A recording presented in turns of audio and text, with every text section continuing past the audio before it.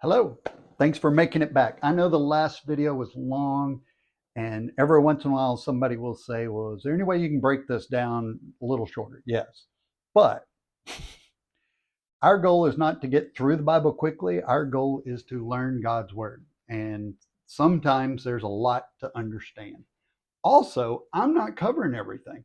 Each chapter could go on for a couple of weeks sometimes. So I'm doing some high level stuff. So if you want to really get down into the details, which is what I want you to do, I want you to take what I'm teaching you and dig deeper. I'm basically giving you a hammer. I want you to go out there and build a house with it. And you're going to have to figure out how to do that kind of stuff. But I can't explain every detail of how to build a house because I don't know how to build a house actually. But I know a lot of this. I have not mastered the Bible. I am not the best. I'm not even one of the best Bible teachers. All I'm trying to do is give you a little bit of an appetite for it. So we're going to jump into Exodus 13. And it's a dedication of the firstborn. And let's get right to it. I'm going to read from the complete Jewish version. Adonai said to Moshe, set aside for me all the firstborn. Whatever is first from the womb among the people of Israel, both of humans and of animals, belongs to me. Moshe said to the people, remember this day on which you left Egypt, the abode of slavery, because Adonai, by the strength of his hand, has brought you out of this place. Do not eat hametz, which is leaven. You are leaving today in the month of Aviv, when Adonai brings you into the land of Canaan, Hittite, Amorite, Hivite, and Yishu, which he swore to your ancestors to give you, a land flowing with milk and honey. You are to observe this ceremony in this month. For 7 days you are to eat matzah, and the seventh day is to be a festival for Adonai. Matzah is to be eaten throughout the 7 days. Neither hametz, leaven, or leavening agents are to be seen with you throughout your territory. The whole land. So on that day you are to tell your son, it is because of what Adonai did for me when I left Egypt. Moreover, it will serve you as a sign on your hand and as a reminder between your eyes, so that Adonai's Torah may be on your lips. Because with a strong hand Adonai brought you out of Egypt. Therefore, you are to observe this regulation at its proper time year after year. When Adonai brings you into the land of Canaan, as he swore to you and your ancestors, and gives it to you, you are to set apart for Adonai everything that is first from the womb. Every firstborn male animal will belong to Adonai. Every firstborn from a donkey you are to redeem with a lamb. But if you choose not to redeem it, you must break its neck. But from people you are to redeem every firstborn male. When at some future time your son asks you, what is this? Then say to him, with a strong hand Adonai brought us out of Egypt, out of the abode of slavery. When Pharaoh was unwilling to let us go, Adonai killed all the firstborn males in the land of Egypt, both the firstborn of humans and the firstborn of animals. This is why I sacrifice to Adonai any male that is first from the womb of an animal, but all the firstborn of my sons I redeem. This will serve as a sign on your hand and at the front of your headband around your forehead, that with a strong hand Adonai brought us out of Egypt.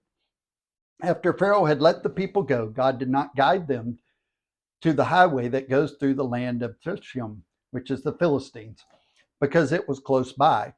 God thought that the people, upon seeing war, might change their minds and return to Egypt. Have you ever gotten somewhere God told you to go, oh, that looks too tough, I'm going back? That's exactly what he's teaching them here. So rather, God led the people by a roundabout route through the desert by the Sea of Sup. The people of Israel went up from the land of Egypt fully armed. I didn't really even know that until I studied Exodus. They had everything they needed. Sounds a lot like us. We have everything we need. So Moshe took the bones of Joseph with him, for Joseph had made the people of Israel swear an oath when he said, God will certainly remember you, and you are to carry my bones up with you, away from here. They traveled from Sukkot and set up camp in Etam, E-T-A-M, not Eden, at the edge of the desert. Adonai went ahead of them in a column of cloud during the daytime to lead them on their way, and at night in a column of fire to give them light. Thus they could travel both day and night. Neither the column of cloud by day nor the column of fire at night went away from in front of the people. So if you've seen the Ten Commandments movie, let my people go, there's a cloud in front of all the Israelites. But this was actually a call. They were in columns. They marched through. It wasn't just like 3 million people walking. There's a long column. So not really relevant, but just one of those things that sometimes is better in the movie. you gotta dramatize it a little bit. So an additional command is ordered. You're to remove leaven from your territory. So God delivering Israel is to be taught to the children. So why get it out of your territory? Well, because in my house, if the rest of my house is set apart for God and I don't have sin in it, but I do in here, then the whole house is bad. The whole house is contaminated, so to speak. So what he's saying is, don't be okay with sin being over there. And this is a really neat concept that the Baptists got early on. In my hometown, there was a liquor. You couldn't sell liquor or beer in my hometown because we had a Baptist church on every corner. But you could just 2 miles outside the city, like right outside the city limits, was a liquor store on both sides of the city. And that's basically that concept is we won't call it sin if it's over there. Now they said we wanted it out of our territory, but they all went there. So we can't keep our sin somewhere else is basically what God's telling us. The Canaanites were from Noah's grandsons, Canaan. Remember, Canaan was cursed by God. Remember when he cursed Canaan's grandson or son? Look at all that had to happen before Christ came. All of this stuff had to be set up. Nations built, destroyed, entire peoples decimated, persecution of the Jews. Redemption is not God's end plan. Redemption is just a step towards it. And this is where I think we've gotten it wrong, is once we're saved, that's it. That's the goal. Get everybody saved. It's like, no.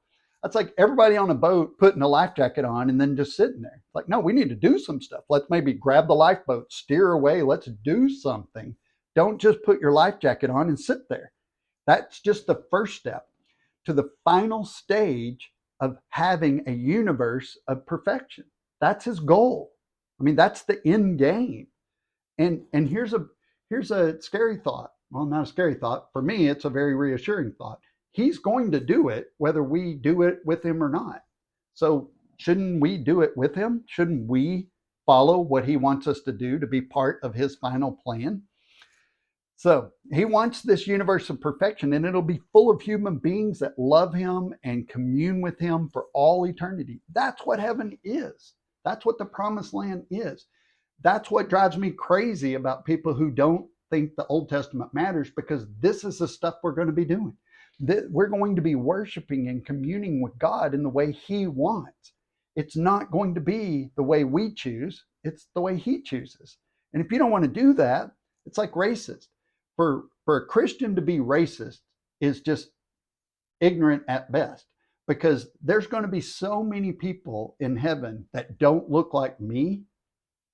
If I don't like people that don't look like me, I'm going to be miserable in heaven, because there's going to be a lot less white, male, brown-eyed, blonde-haired guys than I would think there will be. Also, Jesus doesn't look like me either, but we'll get into that later on. So verse 9 says, having a mark on your hand and a reminder between your eyes. And it's repeated again in verse 16. You may have seen Jews wearing the headband, or they have a little black box attached to their head and the tefillin tied around their arm, that leather strap, and it has a little black box attached to it. This is how Orthodox Jews take the meaning of verses 9 and 16.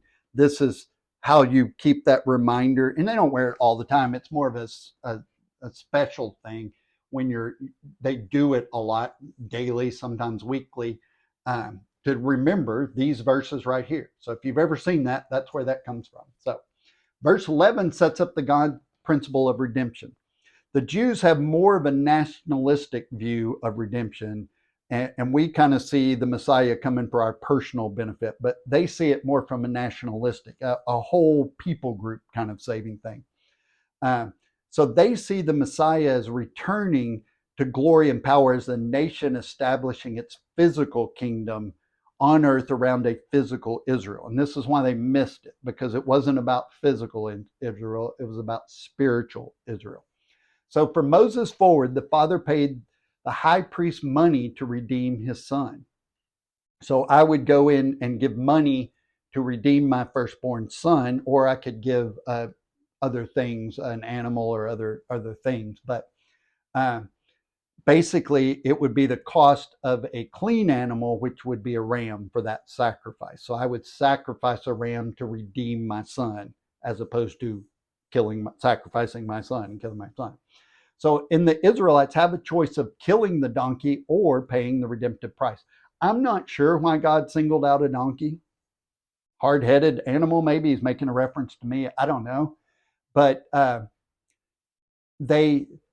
was one of those things he just included, and we have to accept it. We don't need to know why. But the price of a clean animal was important, because that's how you redeemed animals like a donkey. Now, we may think, I don't want a donkey, but a donkey was really the trucking industry of that time. I mean, a donkey was how you got everything moved around and stuff. So sometimes they would not redeem the donkey because the ram was more valuable to them for food or for whatever reason. So he gave the choice. But God makes it clear in verse 13 that human firstborn males must be redeemed. We don't really have that choice. There's been times when I didn't want to redeem my firstborn. So, he didn't give us that choice. He knew we would waffle on that one sometimes. I'm just kidding. I didn't try to redeem my firstborn son. But God says, tell their children that a human life must be redeemed, and it involves a price. A price must be paid. He's setting up that pattern for what Yeshua did for us. Something must be given. And God used the Egyptian firstborns as the redemptive price of Israel, his chosen and set apart people. So the principle and process of redemption is set up. This is where it starts. The price of substitutionary death. Something has to substitute for you and I. And the substitution must be a firstborn male. These are the rules he made up. So the premise of Yeshua's substitutory death is in place, and it's not optional. It must be done. So verse 17 shifts to the actual Exodus. It starts with the reason God led them on the route he did. The way of the Philistines was a trade route, and he didn't want them to go up against the Philistines because he thought they would get discouraged. But also Egypt had fortresses set up along this trade route to protect trade and stuff. So it was a heavily occupied route, so he didn't want to take them that way. So Israel's leaving would change the culture and balance of power wherever they wound up. Because when 4 million people show up, which in the U.S. we know that now because of our open borders, 8 million people came across this year so far. That changes the culture and the power and the base of operations in a place. Yahweh knew if they had to fight, they would probably give up and go back to Egypt. So we try to keep one foot in our old life, see if this will work out, then we'll jump over there. That's not the way to go. That's why we move in together before we get married. Well, let me see if I want to be with you before I do that. And God said, no, you can't do that. You need to commit to me. You can't have one foot back in slavery. It doesn't work that way. Now, Joseph laid the groundwork for Israel to come to Egypt for survival, then to multiply in a great nation. Because remember, there were only about 70, probably 200, and then they grew into millions. So, and his family did really well. So the bitter jealousy of that, along with the Exodus, has never subsided, because basically they see the Jews as coming in, taking everything and then leaving, and they left them decimated. So they don't like Jews for that reason. Now, there's a lot of just unmitigated hate towards the Jews that's based purely evil. It's a hard issue. It's not based on things like this, but this is part of the reason they didn't like, or still don't like, the Jews. But unlike what the movies claim, they actually knew they were going to Canaan. Everything we've read up to this point, he's told them that they're going to Canaan. The Lord told them they couldn't take the way of the Philistines, so the route was generally established for them. They knew, hey, this is a main road, and he told them which way they had to go. So they were aware. Jehovah was their escort. He was guarding, protecting, and running interference, but they had to believe that was happening. Otherwise, they'd turn around and run the other direction. So he would tell them when to move, when to stop, when to take a detour, and when to get back on the path. Isn't that really the way Yeshua works in our lives? He tells us, hey, you're getting a little bit off here. You need to go this way. You need to slow down. You need to speed up, whatever it is. If we'll just follow, he'll lead us exactly where we want to go, or where he wants us to go. Maybe not where we want to go, but that's Exodus chapter 13. God bless. Love God, love people, and change the world.